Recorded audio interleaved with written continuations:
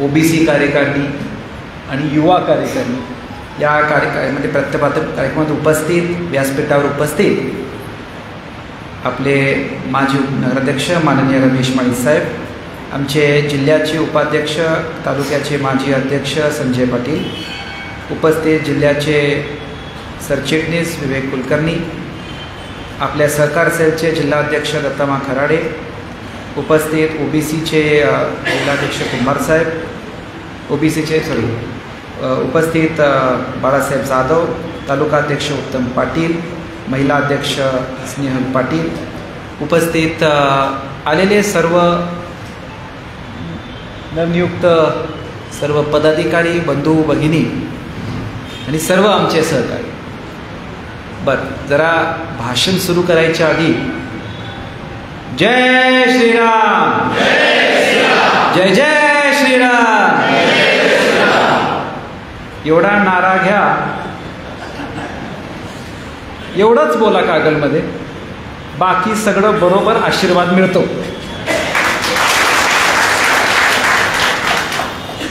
आज आपण जे पत्र वाटपाचा कार्यक्रम घेतोय, एक आपण समजून घेतलं पाहिजे की आपण भारतीय जनता पार्टीचे एक घटक आहोत.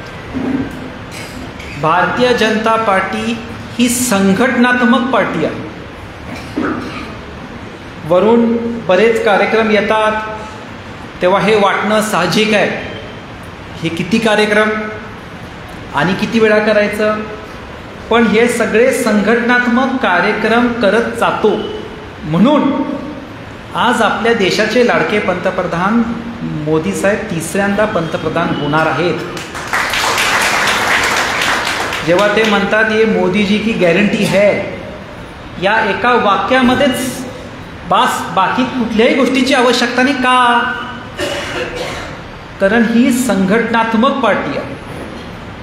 आपण जेव्हा भारतीय जनता पार्टीमध्ये 16ला प्रवेश केला, आपलाही राजेसाहेबांच्या काळापासून माळीसाहेब सगळीता आहे, दत्तमा आहे, आपली ही मूळ पार्टी संघटनात्मक पार्टी आहे.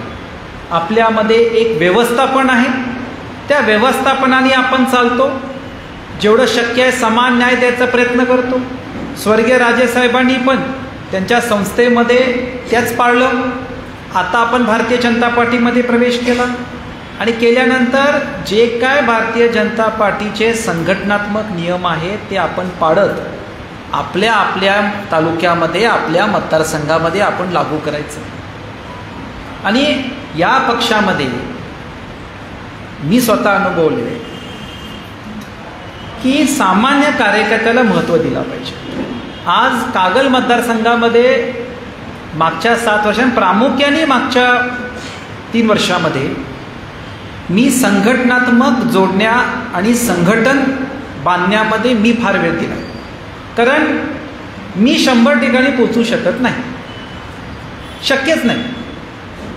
आणि कार्यकर्त्याच्या ताकदीवरच आपण काम करू शकतो.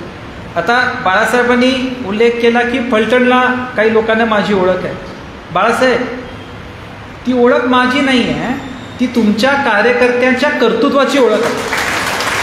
जर माझ्याकडे संघटनात्मक ताकद नसेल तर काही उपयोग होत नाही.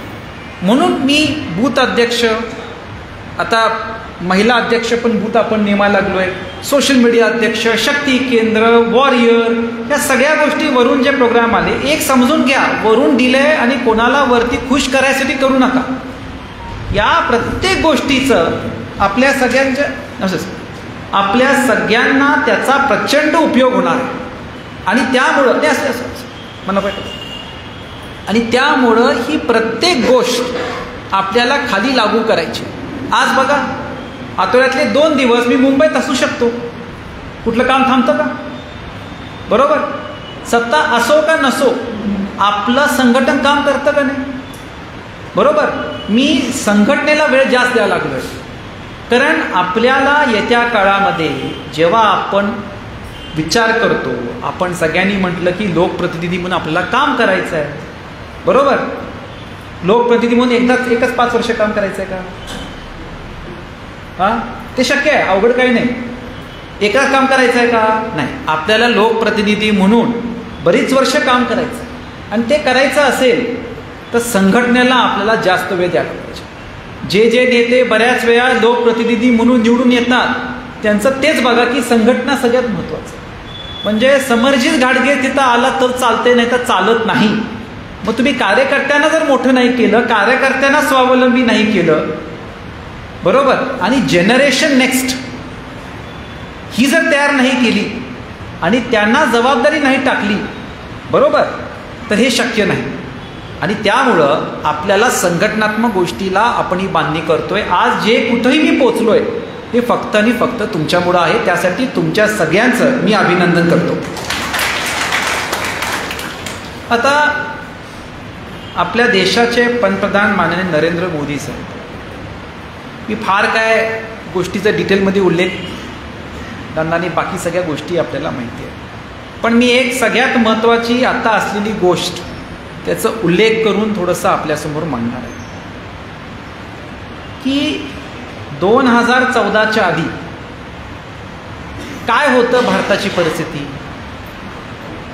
योजनेची परिस्थिती, लाभार्थ्यांची परिस्थिती, बरोबर.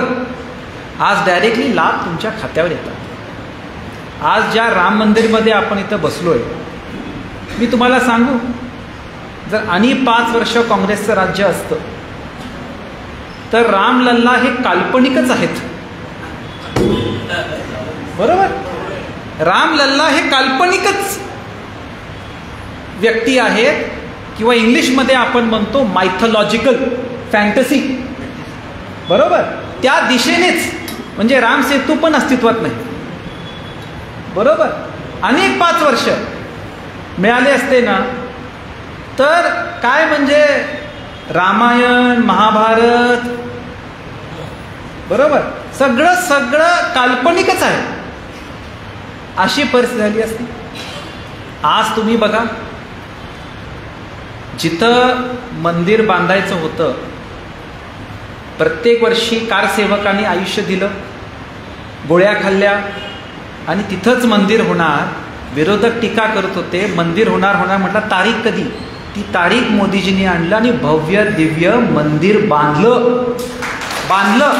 आपल्यातली काही लोक परवा ट्रेनमधून जाऊन आली, काय अरेंजमेंट्स होते. आणि ते मंदिर बघितल्यानंतर जसं राजेसाहेबांनी हे मंदिर बांधलंय त्या मंदिरचं मिनिएचर मंदिर आहे, बरोबर. आणि फक्त तोडगा काढला नाही, जे डिस्प्यूट होता, मस्जिद बांधायची पण जागा त्यांनी दिली.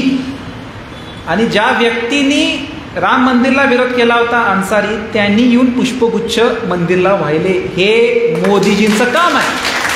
बऱ्याच वर्षापासून ही घुंगडं भिजत ठेवायचं, सोडवायचं नाही, त्यात मार्ग काढायचा नाही. समाजामध्ये जेवढं भांडण होईल तेवढं फायदेशीर. आणि हे आपल्यामध्ये हा निर्णय घेतला. दुसरा महत्त्वाचा निर्णय की 370 कलम, मी परत ह्या विषयावर येतो. आपण टी व्हीवर बघतो की जम्मू आणि काश्मीरमध्ये आतंकवाद वाढलं, एवढ्या मोठ्या प्रमाणामध्ये गोळीबार होते, आपल्या जे सगळे आपले सोल्जर्स होते त्यांचा जीव जायचा. याच्यामध्ये एक समजून घ्या, 370 कलम जो काय होता हे आपल्या सगळ्यांची इच्छा होती की ते हटवला पाहिजे. आणि सगळी म्हटली 370 कलम कधी हटणारच नाही, ते हटवायचा प्रयत्न केला तर खून की नद्या वाहेंगी. एक थेंब पण रक्त पडलं का? एक थेंब पण रक्त सांडलं नाही. 2019ला सत्तेत आल्यानंतर पहिल्या 6 महिन्यामध्ये 370 कलम त्यांनी का हटवला. आज जी लोक शाहू फुले आंबेडकर हे नावं घेतात आणि भारतरत्न डॉक्टर बाबासाहेब आंबेडकरांचं नाव घेतात आणि त्यांना म्हणतात की आम्ही भारतरत्न डॉक्टर बाबासाहेब आंबेडकरांचा वारसा चालवतो, आम्ही पुरोगामी विचाराचे आहोत, तर मी त्यांना जबाबदारी सांगतो की भारतरत्न डॉक्टर बाबासाहेब आंबेडकरांनी 370ला विरोध केला होता. हे कायदा लावू नका. मी कायदा मंत्री असल्यानंतर या देशामध्ये मी 2 संविधान लिहायचं पाप करणार नाही. आणि 370 कलम या देशामधून हटलं पाहिजे असं भारतरत्न डॉक्टर बाबासाहेब आंबेडकरांनी जाहीररित्याने ऑन रेकॉर्ड बोललं होतं. आणि जेव्हा 370 कलम हटवलं तेव्हा भारतीय जनता पार्टीच्या कट्टर विरोधक माननीय मायावती साहेबांनी मॅडमनी जाहीर सांगितलं की मी भारतीय जनता पार्टीचं अभिनंदन करतो, आमचे वैचारिक मतभेद असतील पण आज भारतरत्न डॉक्टर बाबासाहेब आंबेडकरांचं कोणी स्वप्न साकार केलंय ते मोदीजींनी केलंय. मग शाहू फुले आंबेडकर आपण फक्त इलेक्शनसाठी वापरायचं, बरोबर. पक्षाला आपण म्हणायचं की हा RSSचा पक्ष आहे, हा ब्राह्मणांचा पक्ष आहे आणि ह्याने कुठलंही SC समाजाला. मग भारतरत्न डॉक्टर बाबासाहेब आंबेडकरांचं हा स्वप्न तुम्ही का साकार नाही केलं? आज जम्मू आणि काश्मीरमध्ये बघा काय सांगत होतं 370 की संविधान वेगळं आहे. 370 कलममुळं वेगळा झेंडा जम्मू आणि काश्मीरचा असायचा. म्हणजे 1965च्या आधी वेगळं पंतप्रधान होते जम्मू आणि काश्मीरला, आपल्याच देशामध्ये वेगळे पंतप्रधान होते. 7 पंतप्रधान झालेत आणि नंतर 1965ला मुख्यमंत्री सुरू झालं. म्हणजे 1947 पासून किंवा आपल्या देशाचं संविधान 1948ला स्थापित केलं. तिथून ते 1965 पर्यंत या देशामध्ये 2 पंतप्रधान करायचा पाप विरोधकांनी केला. सगळ्यात मोठी अट त्याच्यामध्ये अशी होती की बाहेरच्या माणसाला 1 गुंठा जमीन पण काश्मीरमध्ये घेता येणार नाही. बाहेरच्या माणसांना कुठलीही 1 गुंठा जमीन पण विकत घेता येणार नाही. काश्मीर, जम्मू आणि काश्मीरमधल्या मुलींनी जम्मू आणि काश्मीरच्या माणसाला सोडून बाहेरच्या माणसावर लग्न केलं तर तिला आई वडिलांच्या प्रॉपर्टीमध्ये अधिकार नाही. काय बोललो? आई वडिलांचा प्रॉपर्टीमध्ये अधिकार नाही. आता हा कायदा का आणला सांगू? म्हणजे बाहेरची गुंतवणूक ही जम्मू आणि काश्मीरमध्ये आली नाही पाहिजे. हा सगळ्यात मोठा खेळ. जर बाहेरची गुंतवणूक आली तर इन्व्हेस्टमेंट आल्या, डेव्हलपमेंट झाली, तिकडच्या जम्मू आणि काश्मीरी मुस्लिम जी मुलं आहेत त्यांना शिक्षण मिळालं. त्यांना शिक्षण मिळालं तर बाहेरच्या जगामध्ये काय चाललंय म्हणजे त्यांच्या हातामध्ये पेन गेला. ते पेन जाऊ नये एवढ्या वर्षात त्यांच्या हातामध्ये दगड द्यायचं. काश्मीरी मुसलमानांनी काश्मीरी पंडितला दगड मारायचा, काश्मीरी पंडितांनी काश्मीरी मुसलमानांना म्हणायचा. आणि या वादावर काही लोकांचं राजकीय स्वार्थ टिकायचं यासाठी काश्मीरला वंचित ठेवलं. आज बघा जम्मू आणि काश्मीरमध्ये 370 कलम हटवल्यानंतर तिथं मी तुम्हाला सांगू कशाला जायचं स्वित्झर्लंडला? का जायचं स्वित्झर्लंडला पैसे द्यायला? तिकडच्या लोकांना पैसे काय? जम्मू काश्मीर सुंदर आहे. आज टुरिझम किती वाढले. आता तुम्हाला सांगू 12 फक्त काश्मीरमध्ये 12 5 स्टार हॉटेल्सनी प्रॉपर्टी विकत घेतले.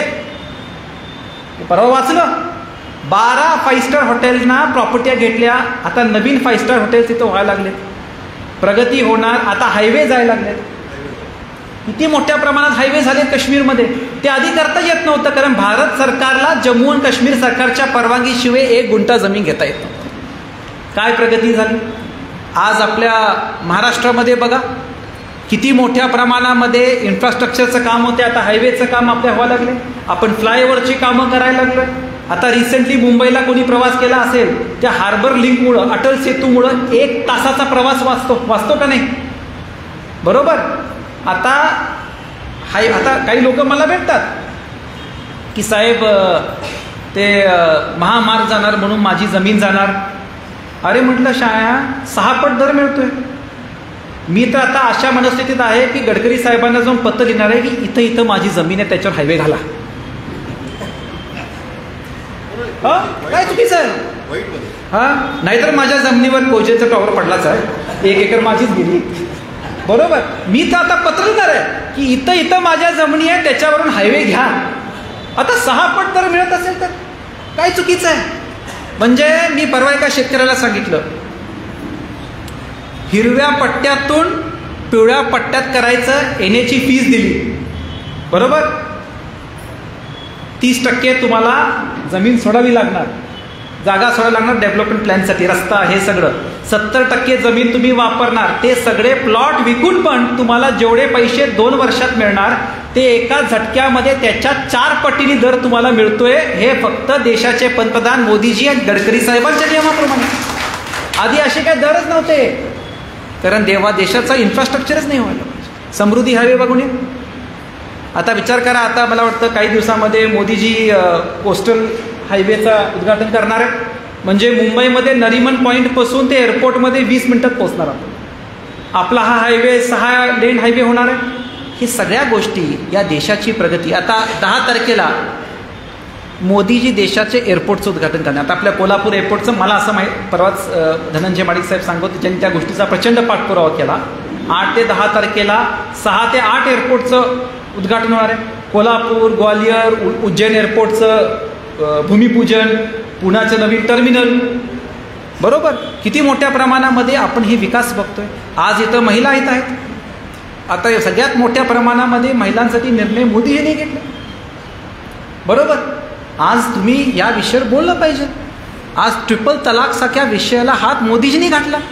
परत शाहू फुले आंबेडकर विरोधक म्हणतात ट्रिपल तलाकचा तुम्ही 3 वेळा तलाक देऊन तुमच्या महिलांना तलाक देऊ शकत नाही, हे माणुसकीच्या विरुद्ध आहे. तुम्ही तुमच्या महिलाला समान अधिकार दिला पाहिजे. हा पहिला कायदा जर कोण्याच्या राज्यामध्ये आणलं होतं ते राजश्री छत्रपती शाहू महाराजांनी तो कायदा आणला होता. मी बोलतोय चुकीचं बोलतोय तर मला सांगा मी चुकीचं बोलतोय. शाहू फुले आंबेडकर. बरोबर, ट्रिपल तलाकचा कायदा काढला. तुम्हाला मुस्लिम समाजाच्या महिलांना तुम्हाला तलाक देताना ज्या सामान्य महिलांना अधिकार मिळतो त्याप्रमाणे, म्हणजे कुठल्याही महिलाला तलाक देऊन रस्त्यावर सोडायचं का आपण? सोपं आहे का एवढं? पुढे समान नागरिक कायदा हा आणणार आहे. बरोबर, हा कायदा पण मोदीजी आणणार आहे. तर ह्या सगळ्या गोष्टीसाठी आपल्या देशामध्ये मोदीजींनी काय केलं ह्याचा आपण विचार केला पाहिजे. आणि हे सगळं करताना येत्या काळामध्ये 400च्या पार हा आकडा मोदीजींना पंतप्रधान करण्यासाठी आपण सगळ्यांनी त्यामध्ये एनर्जी दिली पाहिजे. आणि सगळ्यात महत्त्वाचं एक आपल्या सगळ्यांना विनंती, आपल्याला मोदीजींना पंतप्रधान करायचं आहे. मी महायुतीच्या मेळाव्यामध्ये जे काही वक्तव्य केलं की मी माझे वैयक्तिक मतभेद ठेवून मोदीजींच्या प्रचारात सुरू होणार. आणि त्याप्रमाणे माझी आपल्या सगळ्यांना विनंती आहे, कोण काय बोलते, कोण काय करते त्या गोष्टीकडे लक्ष देऊ नका. आपल्याला मोदीजींना पंतप्रधान करण्यासाठी पूर्णपणे काम करायचं आहे, त्या गोष्टीला करायचं आहे. कारण केंद्रामध्ये मोदीजींची गरज आहे, ही आपल्या सगळ्यांची काळाची गरज आहे. आपल्याला जे करायचं 1 जून नंतर जे करायचे ते करू, पण आत्ता विनाकारण भांडण करून विनाकारण वाद विडवून आपल्यामुळं आणि कशामुळं काही ठिणगी पेटायला नको. मी जे महायुतीच्या मेळ्यात बोललो मी ते तंतोतय पाळणार. कारण मी भारतीय जनता पार्टीचा एक सामान्य कार्यकर्ता आहे आणि देशहितासाठी, देशासाठी आणि देशाच्या प्रगतीसाठी मी हे सगळ्या गोष्टी ज्या तुम्हाला सांगितल्या हे एक सीट आल्यावर झाले ना, का नाही?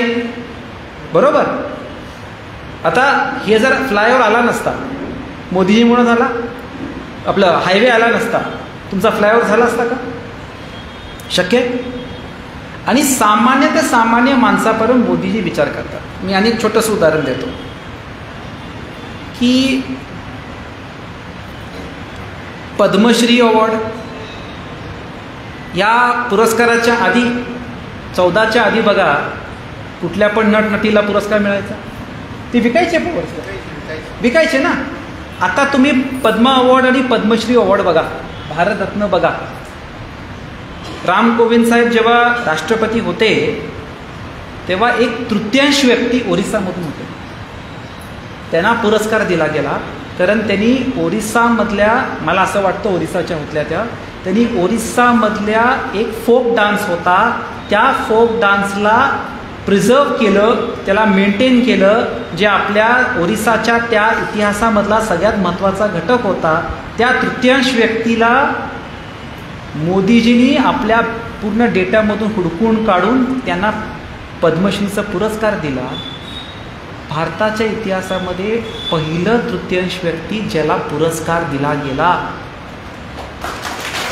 किती महत्त्वाचा निर्णय आहे बघा. काय त्या व्यक्तीला वाटलं असेल, त्यांनी तर लिटरली राष्ट्रपतीची नजरच काढली. बरोबर. 103 वयाच्या महिला होत्या, पुरुष होते, ज्यांनी आयुष्य दिला योगासाठी. एवढ्या सगळ्या लोकांना कधी पुरस्कार मिळाला का? हे पुरस्कार विकायचे, हे पुरस्कारची निलामी काढायची आणि तिथून पुरस्कार द्यायचे. भारताच्या छोट्याच्या छोट्या घटकापर्यंत पोचायचं, आपण हे काम करतो. मी परवा छत्रपती धर्मवीर छत्रपती संभाजी महाराजांच्या पुतळ्यावेळी तेच बोललो. आपण कधी विचार केला की कागलची टुरिझम डेव्हलप करायला किती स्कोप आहे? काय नाही आपल्याकडे. इतिहास आहे, राष्ट्रीय छत्रपती शाहू महाराजांची जन्मभूमी आहे, याचा आपण प्रमोट केलं पाहिजे. माझी ती इच्छा आहे की हे राम मंदिरला तर माझं पुढे खासदारी झाल्यानंतर जे कोण खासदार असतील त्यांच्यावर चर्चा करून, धनंजय माडिक साहेबांवर चर्चा करून तिरुपती महालक्ष्मी राम मंदिर हे असंच काही तर लिंक लावता येईल का माझ्या डोक्यात आहे. का नाही येऊ? परवा धनंजय माडिक साहेब आले होते, खासदार साहेब, काय बोलले भाषणामध्ये? आम्हाला का कोल्हापूरमध्ये राम मंदिर हुडकायला लागते. मग मंगळवारपेठमध्ये एक राम मंदिर हुडकलं, तिथं आम्हाला रामाची पूजा करावी लागली. आपल्याकडे आहे, आपल्याकडे कोल्हापूरमध्ये किती स्कोप आहे. आणि कागलमध्ये आपल्याला असंच डेव्हलपमेंट करत पुढे गेलं पाहिजे. आणि त्यासाठी मी आज आपल्या सगळ्या या पदाधिकाऱ्यांना म्हणतो की आज तुम्हाला पद मिळाले. सगळ्या अध्यक्षांना, जिल्हाध्यक्षांना मी सांगतो, तुमच्या रेग्युलर मिटिंग व्हायला पाहिजे. वरून कुठला पण कार्यक्रम तुमच्यापर्यंत आला तर त्याची झूम मिटिंग घेतली पाहिजे. मी घेतो. वरून कुठला पण कार्यक्रम आला, रिसेंटली गाव चलो अभियान मी स्वतः केलं. मी असं तुम्हाला कुठलीच गोष्ट सांगणार नाही जी मी केली नाही. तो सगळा कार्यक्रम खाली लागू करायचा. येत्या खासदारकीमध्ये आता जो काय प्रचाराचं आपल्याला रणशिंग फुकायचं आहे ते आपल्याला जोमानी. मागच्या वेळी आपण कागल मतदारसंघामधून 71,000ची लीड आणली होती सगळ्यांनी मिळून. आता कागलमध्ये टार्गेट आहे 1 लाख मताला पार केलं पाहिजे लीडच्या. या टार्गेटनीच आता कागल मतदारसंघामध्ये तयारी केली पाहिजे. संभाजीराजेंच्या मतदारसंघातून जे काय खासदार असतील, जे काय निवडून येणार असतील ते सर्वाधिक कागलमुळे निवडून आले. सर्वाधिक लीड कागलमधून आली. बरोबर. आणि त्यामुळं संघटनात्मक कामात आपण लक्ष द्या आणि जे काय वरून प्रोग्राम येतात ते सगळे आपण लागू करू. सगळ्या कार्यकर्त्यांना माझी विनंती की आपल्या सगळ्यांचं काम फार चांगलं चालू आहे. कार्यकर्त्यांचं एक समजून घ्या की सगळ्यांच्या अपेक्षा असतात, सगळ्यांच्या असतात. काही लोकांच्या पूर्ण होतात, काही लोकांच्या पूर्ण होत नाही.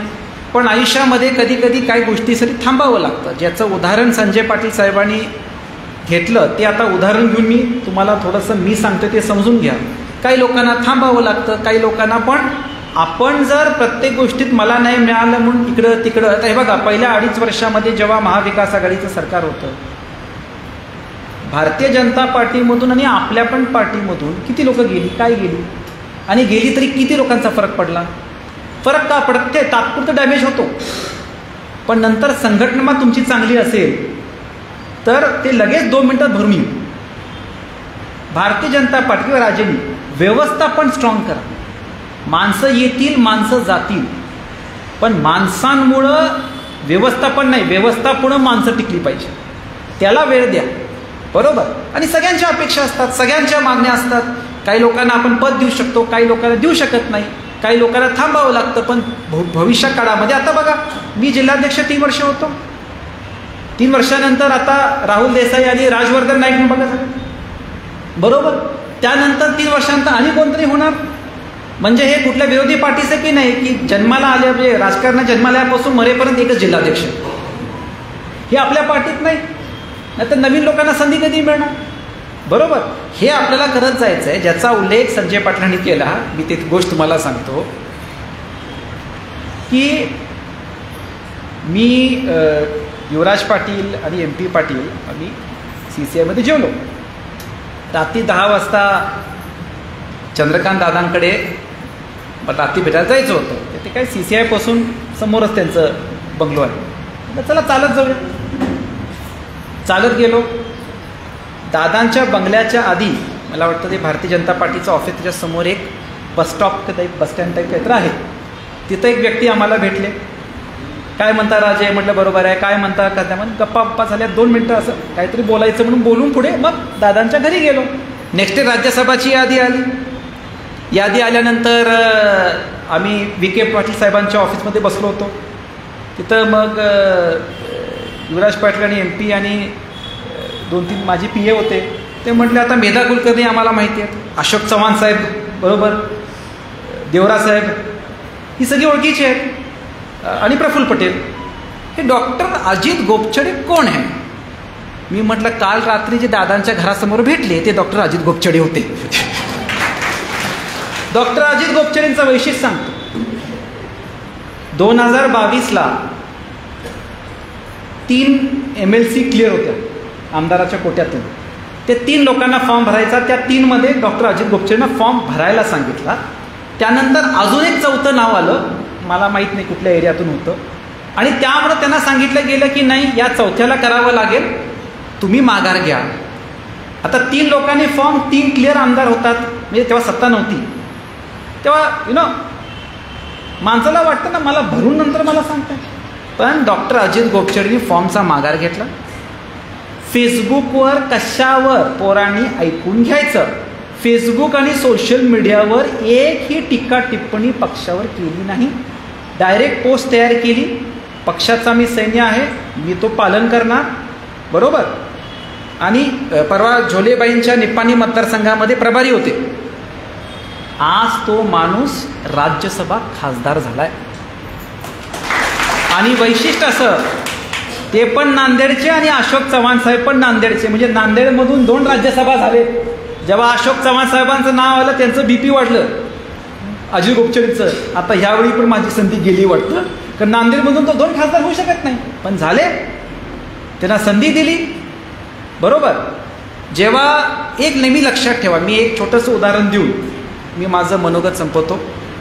आपल्याला जेव्हा संधी मिळते तेव्हा आपण काय म्हणतो, माझं कर्तृत्व, आणि जेव्हा संधी मिळत नाही तर माझ्यावर अन्याय झाला. हे असं आता आपण कधी बोलायचं नाही. संधी आपल्याला मिळते, प्रत्येक संधीचं सोनं केलं पाहिजे. आणि राजेसाहेब मला ही नेहमी गोष्ट सांगायची, त्या गोष्टीने मी माझा समारोप करतो. आणि आर्थर ॲश नावाचा एक प्लेयर होता, टेनिस प्लेयर, म्हणजे फार लोकांना टेनिसचं माहीत नाही. त्याचं वैशिष्ट्य असं की तो पहिलं ॲफ्रो अमेरिकन, म्हणजे ब्लॅक असं म्हणू नये, पण पहिलं Negro Afro American Wimbledon champion होता. इतिहासामध्ये पहिला आफ्रिकन अमेरिकन विम्बल्डन चॅम्पियन झाले 1970-71 काहीतरी. आणि जेव्हा ते फायनलला गेले त्याला रँकिंग पण नव्हतं, आणि नंबर 1 प्लेयर जिमी कॉर्नर्सना त्यांनी स्ट्रेट सेटमध्ये हरवलं आणि इतिहास घडवला. त्यानंतर त्यांचा ॲक्सिडेंट झाला, आणि ॲक्सिडेंटमध्ये प्रचंड रक्त त्यांचं व्हायल्यामुळं त्यांना रक्त चढवायला लागलं. पण तेव्हा HIV नावाचा आजार आहे आणि फार त्याची जागृती नव्हती, आणि तेव्हा रक्ताचं चेकिंग व्हायचं नव्हतं. दुर्दैवाने त्यांच्या बॉडीमध्ये HIV रक्त चढवलं गेलं,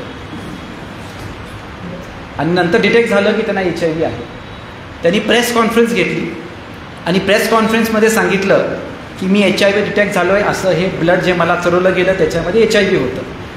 रिपोर्टरनी प्रश्न विचारला की तुम्हाला तुमच्या चुकीमुळे HIV झालं नाही, डॉक्टरच्या चुकीमुळं झालं, तुम्ही कधी देवाला विचारताय का हे माझ्यावरच का झालं? तेव्हा त्यांचं उत्तर समजून घ्या. ते म्हटले 256 फर्स्ट राऊंडमध्ये प्लेयर्स असतात, त्याला क्वालिफाय होण्यासाठी हजारो लोक विम्बल्डनला जातात पात्र व्हायला. त्यामधून मी एकमेव आफ्रिकन अमेरिकन त्यात पात्र झालो. संबंध नसताना मी फायनलला पोचलो, आणि नंबर 1 प्लेयरला मी हरवलं. तेव्हा मी देवाला विचारलं का मीच का? आता काही तो वाईट झालं तर मी देवाला विचारायचं मीच का, बरोबर. काय डोक्यात गेलं का?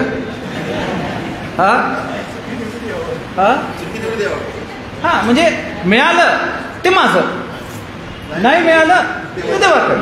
कधीतरी आयुष्यामध्ये देवाकडे काही न मागायला तरी जावा. आपण प्रत्येक वेळी देवाकडे काही तर मागायला जातो. त्याच्या सांगायचा हेतू असा, काम करत राहावा. मी तुम्हाला आज सांगतो, येत्या काळामध्ये आपल्याला जनतेचा आशीर्वाद मिळणार आहे. त्यासाठी संघटन डेव्हलप करा आणि काम करत राहावा आणि मोदीजींना चौथ्यांदा पंतप्रधान, तिसऱ्यांदा पंतप्रधान करून आपण इतिहास घडवू. आपण सगळे मोठ्या संख्येत इथं आलात, आपल्या सगळ्यांचा मी आभार व्यक्त करतो. चारही अध्यक्षांना म्हणतो, वरून आलेले सगळे प्रोग्राम सिस्टमॅटिकली तुम्ही लागू करा. जे काय तुम्हाला यंत्रणा पाहिजे ते मला सांगत जावा, त्याप्रमाणे सगळी यंत्रणा तुम्हाला दिली जाणार. तुम्हाला सगळं आम्ही नेटवर्क जोडून देतो, पण कार्यक्रम करा, मनापासून त्याला वेळ द्या. आणि सगळ्या कार्यकर्त्यांना सांगतो की सत्तेत झाल्यानंतर आपण जेव्हाही लोकप्रतिनिधीचा आपल्याला आशीर्वाद होईल, तुम्हालाच फायदा आहे ना, बरोबर. तर त्यासाठी जसा स्वराज्यासाठी सगळ्यांनी त्याग केला, सगळ्यांनी आत्ता शॉर्ट टर्मला त्याग करायला शिकायला पाहिजे. स्वराज्य आल्यानंतर राज्य तुमचंच आहे ना, थोडी माझं राज्य आहे, बरोबर. आणि त्यासाठी आपण सगळ्यांनी जोमाने काम करा. आपण सगळी मोठ्या संख्येत इथं आलात, आपलं सगळ्यांचं मी मनापासून आभार व्यक्त करतो आणि थांबतो. जय हिंद, जय महाराष्ट्र.